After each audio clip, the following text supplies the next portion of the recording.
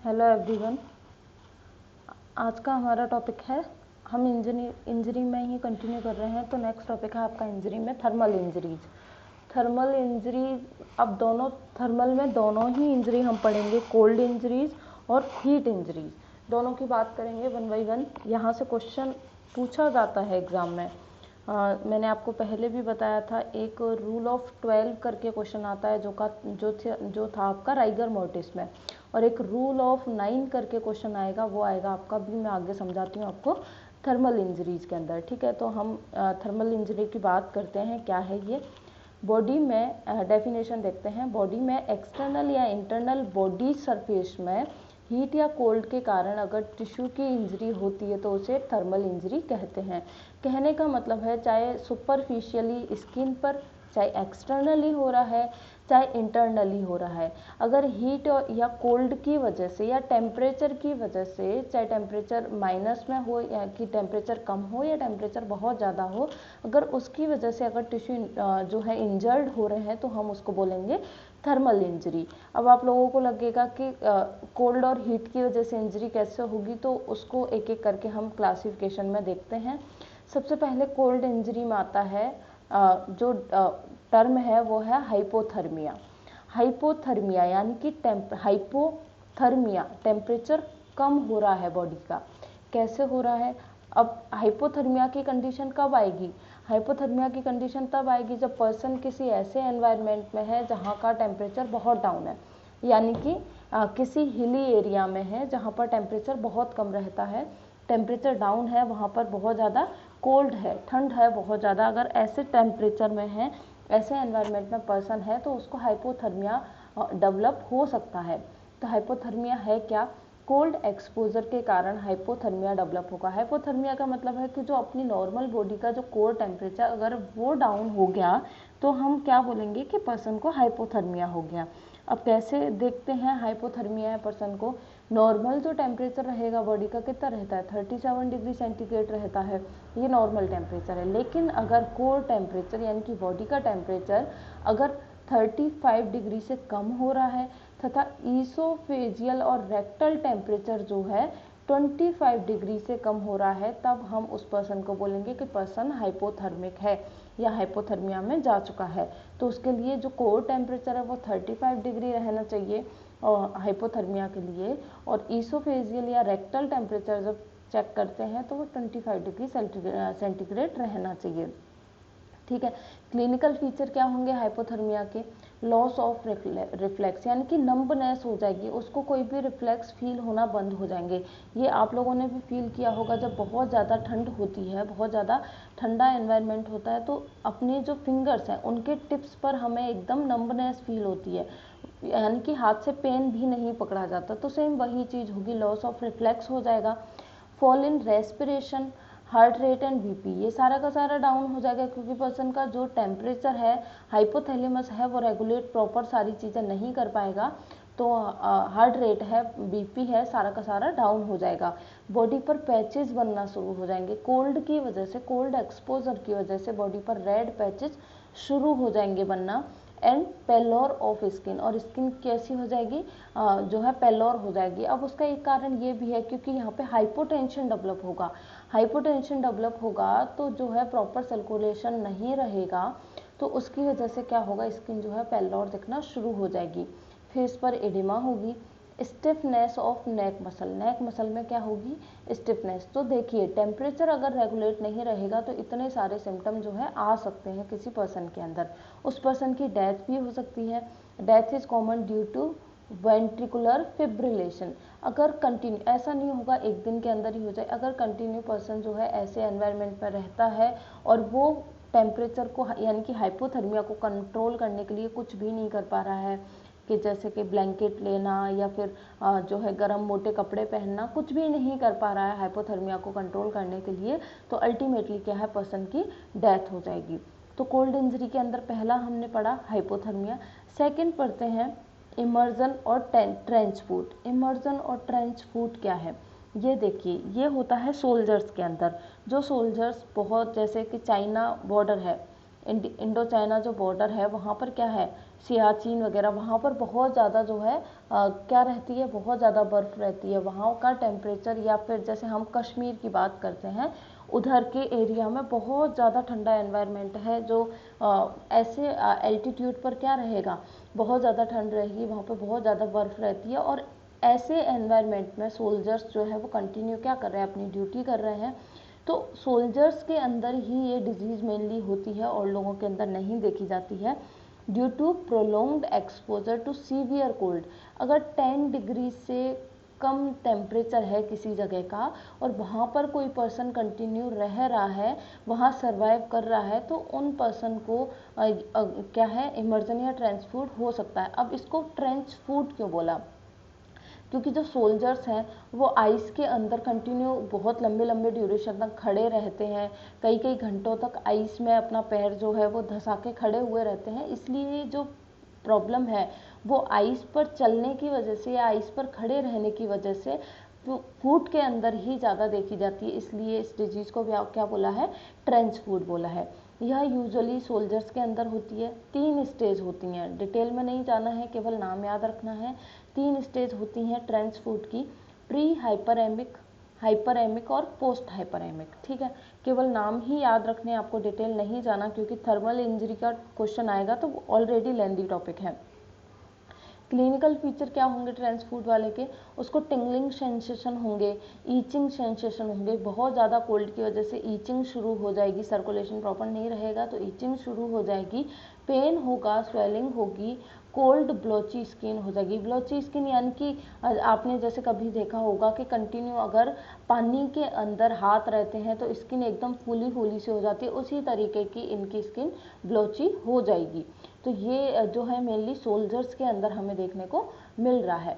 फिर उसके बाद अभी जो है कोल्ड इंजरी के अंदर ही नेक्स्ट टॉपिक है, नेक्स्ट है फ्रॉस्ट बाइट। फ्रॉस्ट बाइट क्या होता है, फ्रॉस्ट बाइट के अंदर क्या होगा, अगर कोई पर्सन कंटिन्यू अगर माइनस टेम्परेचर के अंदर कंटिन्यू रह रहा है तो बॉडी के अंदर, अब बाहर की बात नहीं हो रही है, फ्रॉस्ट बाइट के अंदर बॉडी के अंदर आइस के क्रिस्टल आपको मिलेंगे। देखिए क्या होगा इसके अंदर, injury due to freezing, body जो है फ्रीज हो गई है बहुत ज़्यादा कोल्ड एनवायरनमेंट में कंटिन्यू रहने की वजह से, तो क्या होगा, हमें टिश्यू के बीच में आइस क्रिस्टल बन जाएंगे। अगर बहुत ज़्यादा कंटिन्यू, अब ये माइनस वाला टेम्परेचर तो एकदम रेफ्रिजरेटर वाला टेम्परेचर हो गया, यानी कि अपने आप ही जो है आइस बनेगी, तो इसमें क्या होगा, बॉडी के अंदर भी अपने आप ही टिश्यू के बीच में आइस के क्रिस्टल बनना शुरू हो जाएंगे और ब्लड सप्लाई जो है वो ऑब्स्ट्रक्ट हो जाएगी, क्योंकि आइस क्रिस्टल बीच बीच में बने रहेंगे तो ब्लड जो है प्रॉपर सर्कुलेट नहीं हो पाएगा। तो इसके लिए इन्होंने टेम्परेचर बताया है कि -2.5 डिग्री सेंटीग्रेड टेम्परेचर के एक्सपोजर के कारण फ्रॉस्ट बाइट होता है। तो फ्रॉस्ट बाइट में आपको केवल एक चीज़ याद रखनी है कि इसमें क्या बन रहे हैं, क्रिस्टल्स बन रहे हैं। Finger, toe, nose, ear and face में ब्लैक डिस्कलरेशन हो जाता है। क्यों होगा, क्योंकि सप्लाई जो है वो ऑब्स्ट्रक्ट हो चुकी है, इसलिए सभी जगह क्या हो जाएगा, ब्लैक डिस्कलरेशन हो जाएगा। ठीक है, फिर उसके बाद हम पढ़ रहे हैं कंटिन्यू अपना हीट इंजरी। हीट इंजरी में सबसे पहला टॉपिक है हीट क्रैम्प्स। ठीक है, अपना कोल्ड इंजरी कंप्लीट हो चुका है, अब हम देख रहे हैं हीट इंजरी।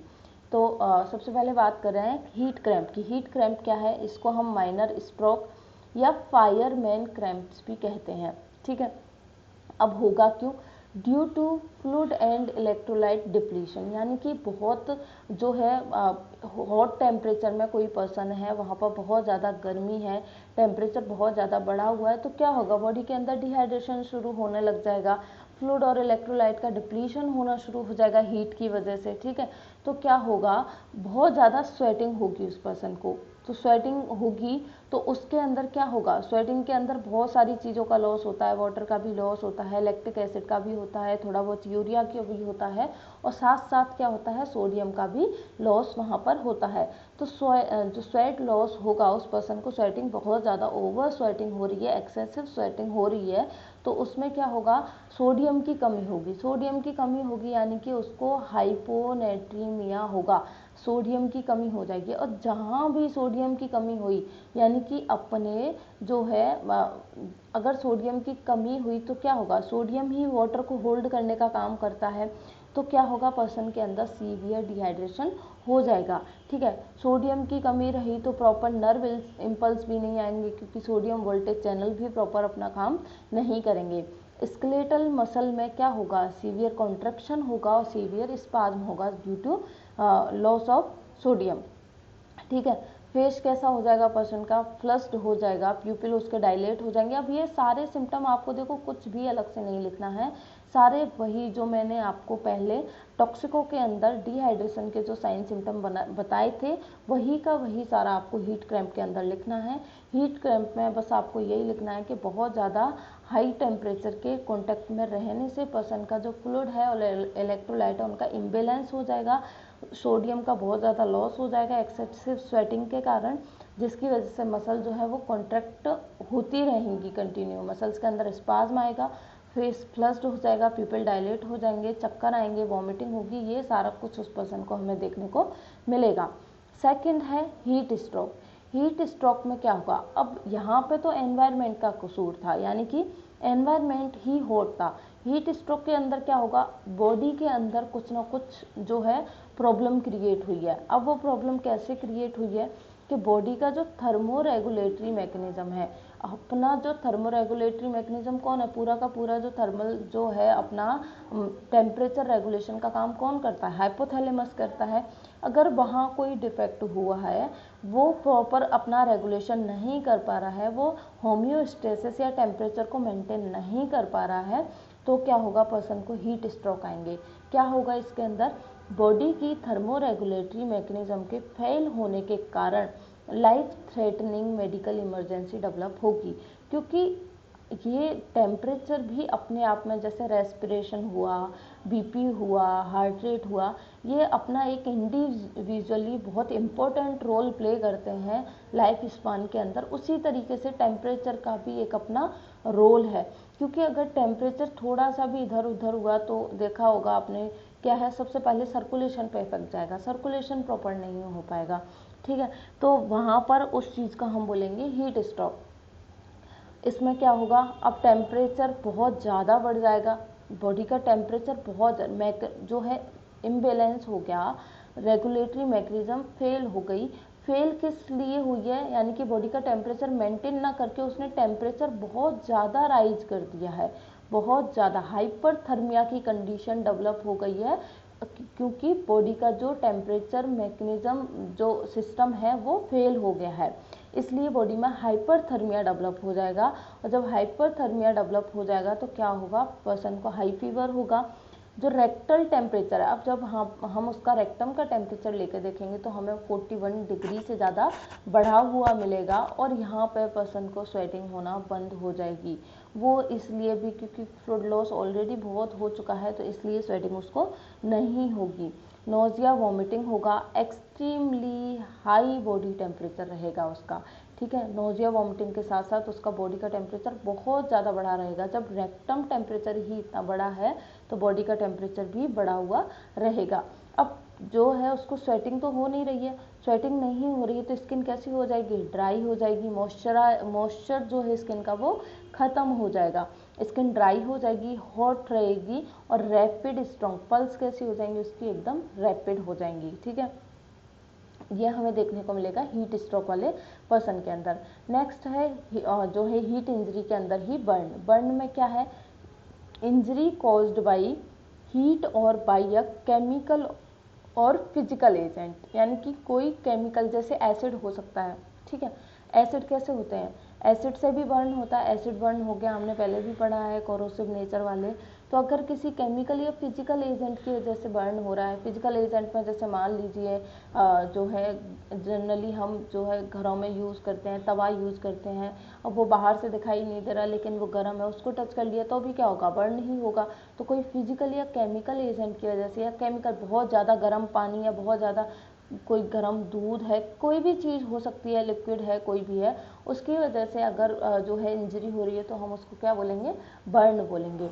बर्न का और देखते हैं, बर्न में क्या है, burn is an injury caused by heat or by a chemical or physical agent having an effect similar to heat, यानी कि वो खुद गर्म है तब उन्होंने बॉडी पर जाके क्या है, बर्न किया है, तो क्या होगा, वो भी जो है हीट से सिमिलर जो है रोल प्ले करते हैं, तो हम उस कंडीशन को क्या बोलेंगे, बर्न बोलेंगे। तो ये तीन जो है इनके अंदर आया है, कोल्ड इंजरी और हीट इंजरी के अंदर हाइपोथर्मिया हो गया, ट्रेंच फूट हो गया, फ्रॉस्ट बाइट हो गया, इधर हीट क्रैम्प्स है, हीट स्ट्रोक है और बर्न है। तो मेनली आपको एक तो ट्रेंच फूट वाला याद रखिएगा, फ्रॉस्ट बाइट में आपको केवल एक ही चीज़ याद रखनी है कि उसके अंदर आइस के क्रिस्टल्स बनेंगे, ठीक है। अब हम क्लासिफिकेशन देखते हैं। क्लासिफिकेशन किस तरीके से, डिग्री ऑफ बर्न, यानी कि कोई पर्सन है वो कितना जला है, तो 3 तरीके की डिग्री होती है बर्न की, यानी कि 3 तरीके से जो है हम मेडिकली क्लासीफाई कर सकते हैं किसी जो कोई भी जला पर्सन है या किसी को बर्न हुआ है, तो हम उसको 3 तरीके से क्लासीफाई करते हैं। सबसे पहले यानी कि 1 डिग्री, 2 डिग्री और 3rd डिग्री, यानी कि 1st degree, 2nd degree, 3rd degree आप इस तरीके से बोल सकते हो। तो कुछ ये पॉइंट हैं जिनके बेस पर हम उस पर्सन के बर्न को क्लासीफाई करेंगे। तो सबसे पहले हम डेप्थ की बेस पर क्लासीफाई करते हैं। डेप्थ का मतलब क्या है कि पर्सन कितना डीपली जला है, यानी कि अगर एक्सटर्नली बर्न हो रहा है वो, तो स्किन से जो है बर्निंग शुरू होगी और स्किन से कितना डीप डाउन तक बर्निंग गई है, कितने डीप जो है उसके ऑर्गन है या स्किन कितना डीप तक बर्न हुई है, उसके बेस पर इसको 1st degree, 2 degree, 3rd degree में क्लासीफाई किया गया है। तो देखो 1st डिग्री में केवल एपिडर्मिस चलेगी, यानी कि डर्मिस का कोई भी लॉस नहीं होगा, केवल एपिडर्मिस जो है इसमें स्किन की बर्न होगी। 2nd डिग्री में डर्मिस और एपिडर्मिस दोनों ही बर्न होगी। 3rd डिग्री में डर्मस तो होगी, डर्मिस तो बर्न होगी, उसके साथ साथ मसल भी हो सकती हैं, नर्व एंडिंग भी बर्न हो सकती हैं, यानी कि जो मसल के अंदर कोई भी ब्लड वेसल है सब कुछ बर्न हो जाएगा, यानी कि तो डीपर टू डर्मिस अगर बर्न हुआ है पर्सन को, तो हम उसको कहाँ कैटेगराइज करेंगे, 3rd डिग्री के अंदर। फिर हम देखते हैं कलर, ठीक है। 1st डिग्री में कलर कैसा अपीयर होगा बर्न का, रेड और पिंक, ठीक है। 2nd में क्या होगा, डार्क रेड होगा, क्योंकि यहाँ पे थोड़ा बहुत डर्मिस तक आया है तो थोड़ा बहुत ब्लड भी जो है वो बर्न होगा, इसलिए डार्क रेड होगा। 3rd में क्या होगा, वाइट और ग्रे, क्योंकि जो सुपरफिशियल लेयर वगैरह है उनके साथ साथ अब यहाँ पे जो है लिम्फोसाइट सॉरी जो लिम्फिक सिस्टम होता है वो भी बर्न होना शुरू हो जाएगा। और क्या होगा, यहाँ पर जो भी फैटी टिश्यू होंगे वो बर्न होने के बाद वाइट और ग्रे अपीयर देंगे, ठीक है। तो 3rd डिग्री को इस तरीके से क्लासीफाई करेंगे। फिर है पेन टू स्टिमुलेशन, पेन होगा कि नहीं होगा, बर्न होने पर पेन होगा कि नहीं होगा। तो देखिए 1st डिग्री वाला बहुत पेनफुल होगा, क्योंकि जो भी सुपरफिशियल नर्व है वो नर्व एंडिंग इरिटेट होंगी, तो क्या होगा, उसको पेन बहुत ज़्यादा होगा, पेनफुल टर्ननेस वहाँ पर उसको फील होगी। 2nd डिग्री भी बहुत पेनफुल होगा। 3rd डिग्री जो होगा पेनलेस होगा। अब आप लोग सोच रहे होंगे 3rd डिग्री पेनलेस कैसे हो सकता है, जबकि सबसे ज़्यादा जला हुआ पर्सन तो यही है। वो इसलिए क्योंकि ये इतना डीप तक जला है, जहाँ भी जला है वहाँ की नर्व एंडिंग डैमेज हो चुकी हैं, तो अब CNS को, ब्रेन को कोई भी मैसेज देने वाला नहीं है पेन रिफ्लेक्स के बारे में, इसलिए नर्व एंडिंग का पूरी तरीके से बर्न हो जाने के कारण 3rd डिग्री जो पर्सन है, 3rd डिग्री जो बर्न पर्सन है उसको पेन नहीं होगा, पेनलेस कंडीशन यहाँ पे रहेगी। स्किन की ब्लेंचिंग यहाँ पर होगी, यहाँ पर भी होगी लेकिन स्लो होगी और यहाँ पर नहीं होगी, ठीक है। फिर उसके बाद है ब्लिस्टर, ब्लिस्टर फॉर्म, ब्लिस्टर बनेंगे कि नहीं, तो यहाँ पर ब्लिस्टर नहीं बनेंगे, क्योंकि एपिडर्मिस में ही बना है तो ब्लिस्टर्स नहीं बनेंगे। 2nd डिग्री में ब्लिस्टर बनेंगे और 3rd डिग्री में ब्लिस्टर बन भी सकते हैं, नहीं भी बन सकते हैं, वो इसलिए कि कितना पार्ट बचा हुआ है ब्लिस्टर बनने लायक या नहीं, वो उस पर डिपेंड करेंगे। फिर है इसका अपीयरेंस, अपीयरेंस कैसा होगा, 1st डिग्री वाले में ड्राई अपीयरेंस रहेगा, ठीक है, क्योंकि केवल स्किन जली है तो स्किन का सारा जो थोड़ा बहुत मॉइस्चर है वो खत्म हो जाएगा, तो वो ड्राई हो जाएगा। 2nd डिग्री वाला मॉइस्ट रहेगा, क्योंकि डर्मिस तक गया है तो इसमें थोड़ा बहुत कोई भी फ्लूइड या ब्लड आ रहा होगा तो उसकी वजह से वहाँ पर मॉइस्चर रहेगा। 3rd डिग्री वाला कैसा रहेगा, ड्राई और लिथार्जिक, क्योंकि सब कुछ जल चुका है तो ड्राई रहेगा और लेदरी रहेगा, लेदरी किस वजह से, क्योंकि जो फैटी टिश्यू वगैरह बर्न हुए होंगे उसकी वजह से वहाँ पे लेदरी अपीयरेंस हमें देखने को मिलेगी। फिर उसके बाद है हीलिंग टाइम, यानी बर्न होने के बाद हील होने में कितनी देर लगेगी, तो 1st डिग्री वाले को 3 से 6 दिन लगेंगे और 2nd डिग्री वाला 3 वीक में ठीक हो जाएगा, और जो 3rd डिग्री वाला है वो स्मॉल एरिया ही उसका रिकवर होगा, बाकी का नहीं होगा, यानी कि बहुत लंबा टाइम लगेगा, स्मॉल एरिया ही इसका रिकवर होगा, ज़्यादा रिकवर नहीं होगा। स्कार का देखते हैं, स्कार फॉर्म होगा कि नहीं, तो 1st डिग्री में कोई भी स्कार नहीं बनेगा एपिडर्मिस में होने के कारण। सेकंड डिग्री में स्कार बनेगा और थर्ड डिग्री में भी स्कार बनेगा। यानी कि आप लोगों ने किसी बर्न पर्सन को देखा होगा तो उसके अंदर जगह जगह पैचेस होते हैं, तो वो हमें इनके अंदर देखने को मिलेंगे। कॉज देखते हैं, फर्स्ट डिग्री वाला सन बर्न की वजह से कई लोगों को सन बर्न होता है, कई लोगों को एलर्जी होती है धूप में जाने से, तो वो जो सन बर्न होता है वो फर्स्ट डिग्री में आता है।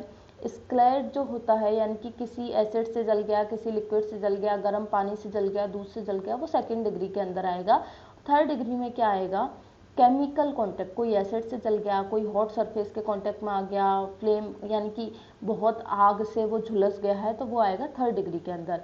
फिर है मेडिको लीगली एस्पेक्ट देखते हैं, तो ये सिंपल टाइप की इंजरी है, फर्स्ट डिग्री सिंपल है, सेकेंड डिग्री ग्रीवियस है यानी कि थोड़ी हानिकारक है, और थर्ड भी क्या है, ग्रीवियस है। तो इस तरीके से बर्न को one degree, 2 degree, third degree में इनको क्लासीफाई किया गया है। आप पॉइंट याद रखिएगा। मेन बात तो आपको ये याद रखनी है कि कौन सी सरफेस तक जल रहा है, फिर आप सारे पॉइंट इजीली लिख सकते हो, ठीक है। फिर उसके बाद देखते हैं हम effect of burn. Effect of burn यानी कि जो बर्न है उसका क्या क्या प्रभाव होगा, तो डिग्री ऑफ हीट अप्लाइड यानी कि कितना उस जो भी हीट अप्लाइड हुआ है स्किन से वो उस पर डिपेंड करता है कि कितना जलेगा पर्सन। ड्यूरेशन ऑफ एक्सपोजर, कितने टाइम तक वो टेम्परेचर के कांटेक्ट में रहा है उस पर भी डिपेंड करेगा इफेक्ट ऑफ बर्न, ठीक है। असेसिंग द साइज यानी कि the total body surface area, अब ये आप ध्यान से सुनना क्योंकि आगे काम आने वाला है। The total body surface area involve is usually worked out by the Wallace rule of 9। मैंने आपको बताया था कि एक रूल ऑफ 9 करके क्वेश्चन पूछा जाता है, डायरेक्ट आपसे एग्जाम में यही बोला जाएगा, rule describe the rule of 9। तो आपको अगर नहीं पता होगा तो आप बर्न तक पहुंच भी नहीं सकते, तो आपको याद रखना है रूल ऑफ 9 कहाँ पे आता है, थर्मल इंजरी में बर्न के अंदर आता है। तो वो किसने दिया था, वेलेस ने दिया था। कैसे दिया था, टोटल बॉडी सरफेस एरिया को और जो है उसने इन्वॉल्व करके, यानी कि कितना कहाँ पर जला है, अभी डिटेल से समझाती हूँ आपको तब समझ आएगा आपको। तो उस तरीके से हम वहाँ पे उसको असेस करते थे कि पर्सन कितना जला है, यानी कि हम उसको परसेंट में असेस करके हम पर्सन को देख करके बता सकते हैं कि हम पर्सन को जो है बचा सकते हैं या नहीं, ये पर्सन सर्वाइव करेगा या इसकी डेथ हो जाएगी, ठीक है, यानी कि कितना परसेंट वो बर्न हुआ है। तो देखिएगा, अब थोड़ा ध्यान से सुनिएगा, ये डायग्राम आप देखिएगा, मेरी ड्राइंग पर मत जाइए, बहुत ख़राब है मुझे भी पता है, ठीक है। तो इसमें जो भी आपको दिख रहा है ये पर्सन है ना, तो आप एज्यूम कीजिए कि आपके सामने कोई भी पर्सन खड़ा हुआ है, ठीक है। तो आपके सामने वो सीधा का सीधा खड़ा हुआ है, स्टैंडिंग पोजीशन में है। तो स्टैंडिंग पोजीशन में 2 हाथ 2 पैर, सिर, फ्रंट, ट्रंक सब कुछ आपको दिखाई दे रहा है उसका, ठीक है। अब सुनते चलना ध्यान से। Each upper limb is 9% of total body surface area. अगर पर्सन की पूरी बॉडी जो है हम उसको बोल रहे हैं कि टोटल बॉडी सरफेस एरिया का पर्सन कितना जला है, यानी कि टोटल बॉडी सरफेस एरिया अगर 100% है तो उसमें से कौन से पार्ट ने कितना परसेंट ले रखा है, यानी कि टोटल बॉडी सरफेस एरिया यानी कि 100% का 9% पार्ट किसने ले रखा है, अपर लिम्ब ने। Each upper limb is 9% of TBSA, यानी कि एक हाथ ने 9% ले रखा है, दूसरे हाथ ने 9% ले रखा है, तो टोटल कितना हो गया अभी तक, 18% बर्न हो गया। अगर पर्सन के दोनों हाथ जल चुके हैं तो आप कह सकते हो कि पर्सन 18% जला है, केवल हाथ जले और कुछ नहीं जला है लेकिन पूरे पूरे जले हैं, तो आप कह सकते हो कि पर्सन 18% जला है। फिर देखिएगा ध्यान से, 9% फॉर द फ्रंट और बैक ऑफ चेस्ट, यानी कि चेस्ट वाला एरिया यहाँ तक है, ये तो एब्डोमेन हो गया नीचे वाला एरिया, अपन इतने एरिया की बात कर रहे हैं, नेक से लेके यहाँ तक, ठीक है। ये चेस्ट वाला जो एरिया है वो फ्रंट से और बैक से, जो बैक साइड है उस तरफ से अगर जल रहा है, एक सेकेंड रुकिएगा, हाँ पहले मैं थर्ड वाला पढ़ रही हूँ। 9% फॉर द फ्रंट और बैक ऑफ चेस्ट, अगर चेस्ट वाला जो रीजन है वो बैक और फ्रंट से दोनों तरफ से जल रहा है तो आप पर्सन को बोलोगे कि वो 9% जल चुका है, यानी कि अब पर्सन के दोनों हाथ और चेस्ट इन्वॉल्व हो गए तो 9% और जल गया, 9% और ऐड हो गया, ठीक है। अब सेकेंड पॉइंट पढ़ रही हूँ मैं, 9% of each 9% each for front end back of lower limb, यानी कि जो उसका एक पैर है, ठीक है, जो उसका एक पैर है उसने कितना ले रखा है, 9%, 9% each for front end back of lower limb. ठीक है, तो देखिए 9% आगे से है, ईच बोल रहा है वो, ईच 9% ही आगे से है, 9% ही पीछे से है, यानी कि तो एक पैर का कितना हो गया, 18% हो गया। एक पैर का कितना हो गया, 18% हो गया। हाथ तो आगे पीछे से पूरा, हाथ चाहे भले ही वो आगे का व्यू हो या पीछे का व्यू हो, पूरा जल रहा है, तब हम 9% बोल रहे हैं एक हाथ का। लेकिन एक पाँव आगे पीछे से पूरी तरह से जला है, तो वो एक पैर कितना बनेगा, 18% बनेगा, यानी कि दोनों पैर कितने हो गए, 36% हो गए। ठीक है, देखते चलिएगा ध्यान से। फिर नेक्स्ट है 4th number point, 9% for the front end back of abdomen. जैसे हमने चेस्ट का देखा था 9% का फ्रंट और बैक से, उसी तरीके से एब्डोमेन भी फ्रंट और बैक से कितना हो गया, 9% हो गया, यानी कि ये कितना हो गया, 18 हो गया दोनों तरह से, दोनों तरफ से। ठीक है, उसी तरीके से चेस्ट जो है, एक सेकेंड,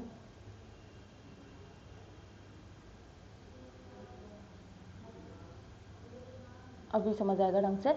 तो फिर देखिए यहाँ पे क्या हो रहा है, 9% of front end back of abdomen, यानी कि फ्रंट और बैक दोनों तरफ से एब्डोमेन कितना है, 18% नहीं है, दोनों तरफ से मिला के एब्डोमेन कितना है, 9% है। ठीक है, सब जगह हम 9 का यूज कर रहे हैं, इसलिए इसको रूल ऑफ 9 बोलते हैं।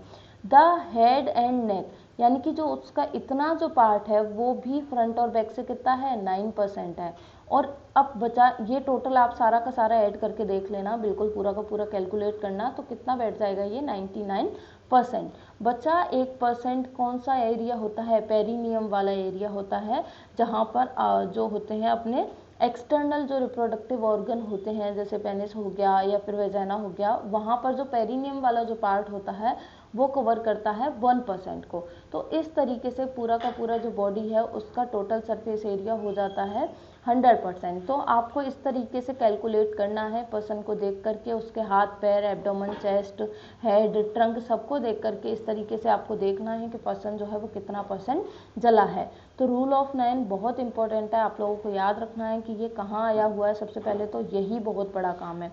फिर आप इसको डायग्राम बना करके याद रखने की कोशिश करोगे कि 9% इसने ले लिया, 9% एक एक हाथ ने ले लिया, 18% पूरा बैक और फ्रंट से पैर ने ले लिया, 9% चेस्ट ने ले लिया फ्रंट और बैक से, 9% एब्डोमेन ने ले लिया और 1% पेरिनियम ने ले लिया। तो इस तरीके से आप पूरा का पूरा इसको याद रख सकते हो। अगर आप ये कर रहे हो, डायग्राम को देख लोगे तो आपको याद हो जाएगा।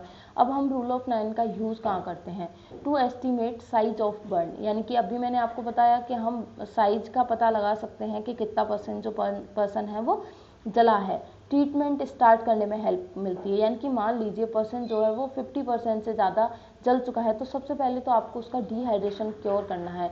तो आपको एक रास्ता मिल जाता है उसके ट्रीटमेंट को करने के लिए।